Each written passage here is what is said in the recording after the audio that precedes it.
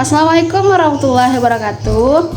Perkenalkan, nama saya Reza Tiara Putri dengan NIM 2101035. Ingin memenuhi mata kuliah fikih kontemporer yang mana adalah evaluasi tengah semester, yang mana dosen pengampunya adalah Ibu Hilma Nafsiyati SHIMA. Pertanyaan nomor 1. Jelaskan apa yang dimaksud dengan fikih kontemporer dan kenapa fikih kontemporer wajib dipelajari oleh mahasiswa PAI. Fikih kontemporer adalah kemampuan untuk memahami dan menganalisis peristiwa atau fenomena dalam konteks waktu yang sedang terjadi pada saat ini. Hal ini melibatkan pemahaman terhadap isu-isu terkini dan perkembangan terbaru dalam berbagai bidang seperti politik, ekonomi, dan teknologi. Dengan memiliki fikih kontemporer, seseorang lebih siap menghadapi tantangan dan kesempatan di masa depan.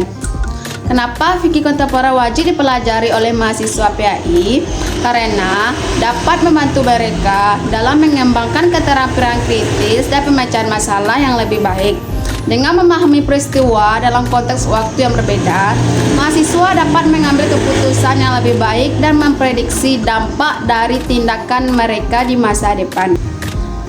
Pertanyaan nomor 2. Mengapa terjadinya banyak perbedaan pendapat pada permasalahan fikih kontemporer dan bagaimana menanggapi perbedaan tersebut dan berikan contoh.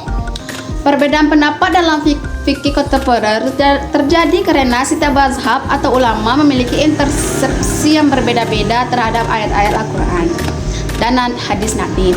Selain itu, perbedaan budaya, latar belakang, dan konteks sosial juga mempengaruhi perbedaan pendapat dalam fikih. Cara terbaik untuk menanggapi perbedaan pendapat dalam fikih adalah dengan membuka diskusi yang terbuka dan saling mendengarkan argumen dari masing-masing pihak. Kita harus belajar untuk merespon perbedaan pendapat dengan cara positif dan konstruktif, serta mencari solusi yang terbaik untuk semua pihak. Sebagai contoh, dalam diskusi tentang masalah zakat, ada yang berpendapat bahwa zakat harus dikeluarkan untuk semua jenis harta kekayaan, sedangkan ada juga yang berpendapat bahwa zakat hanya wajib dikeluarkan untuk harta tertentu saja. Pertanyaan nomor 3. Jelaskan langkah-langkah yang menjawab persoalan fikih kontemporer. Pertama-tama, kita harus mengupdate pengetahuan tentang isu-isu terkini. Setelah itu, kita juga perlu memahami isu tersebut dalam konteks yang sedang berlangsung dan mempertimbangkan perspektif berbeda-beda untuk menemukan solusi yang terbaik. Dan kita juga harus memperhatikan dampak dari solusi yang diambil terhadap masyarakat secara keseluruhan. Pertanyaan nomor 4. Jelaskan bagaimana pandangan fikih kontemporer, pornografi dan pornoaksi. Jawab berdasarkan dalil dan apakah ada kaitannya pornografi dan pornoaksi dengan LGBT. Secara umum, pornografi dan pornoaksi dianggap negatif dalam fikih kontemporer karena dapat merusak moral dan etika seseorang, serta dapat memicu perilaku yang tidak sehat. Dalam Islam, dilarang untuk menonton, memproduksi, atau menyebarluaskan konten pornografi dan pornoaksi. Dalilnya dijelaskan dalam Quran Surah Ar-Raf ayat 33 dan Surah An-Nur ayat 30. Ayat ini menjelaskan kita untuk menjaga kemurnian dan menghindari perbuatan yang dapat merusak diri sendiri dan orang lain. Dalam Islam, menjaga kehormatan dan kemurnian adalah sangat penting menjadi bagian dari ajaran agama yang harus dipegang teguh. Kaitannya dengan pornografi dan pornoaksi dengan LGBT adalah sebenarnya tidak ada kaitannya antara keduanya. LGBT adalah sebuah identitas orientasi seksual yang berbeda, sedangkan pornografi dan pornoaksi merupakan konten yang mengandung adegan seksual yang eksplisit. Pertanyaan nomor 5.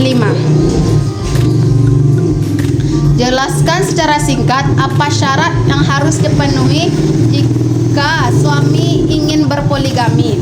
Bagaimana dampak jika suami berpoligami secara diam-diam perspektif fikih kontemporer dan hukum Indonesia? Bagaimana tanggapan saya? Syarat-syarat untuk berpoligami dalam Islam adalah suami harus menjaga kemampuan untuk memenuhi kebutuhan hak-hak istri yang akan dinikahinya secara adil dan merata. Selain itu, suami harus memiliki niat yang baik dan tidak merugikan istri-istri yang sudah ada. Suami juga harus mendapatkan persetujuan dari istri yang sudah ada sebelum menikah lagi. Dampaknya hukum fikih poligami diizinkan dengan syarat suami dapat memenuhi hak-hak dan kebutuhan istri yang dinikahinya secara adil dan merata, serta memperoleh persetujuan dari istri yang ada sebelumnya. Namun dalam hukum Indonesia, poligami hanya diizinkan jika suami memenuhi persyaratan yang sudah ada sebelum nikah lagi. Dan pertanyaan nomor 6. Kenapa zina dan LGBT bertentangan dengan Islam dan sebutkan dalilnya? Menurut ajaran Islam, zina dan LGBT dianggap bertentangan dengan nilai-nilai moral dan etika yang harus dipegang teguh dalam Islam. Hubungan seksual hanya diizinkan di dalam pernikahan yang sah dan memiliki tujuan untuk memperkuat hubungan suami istri serta memperoleh keturunan yang baik. Dalil yang menjelaskan larangan berzina dan LGBT. Yang pertama adalah Quran Surah Al-Isra ayat 32 yang mana artinya, dan janganlah kamu mendekati zina, sesungguhnya zina itu adalah suatu perbuatan yang keji dan satu jalan yang buruk. Ayat ini mengajarkan tentang pentingnya menjauhi perbuatan zina yang dianggap sebagai perbuatan keji dan buruk. Sedangkan Surah An-Nur ayat 30 menjelaskan tentang pentingnya menjaga pandangan dan kehormatan diri dalam menjalani kehidupan sehari-hari. Sekian hasil video yang saya sampaikan. Apabila ada kekurangan, mohon dimaafkan. Billahi taufiq wal hidayah. Wassalamualaikum warahmatullahi wabarakatuh. Terima kasih telah menyaksikan. Samida.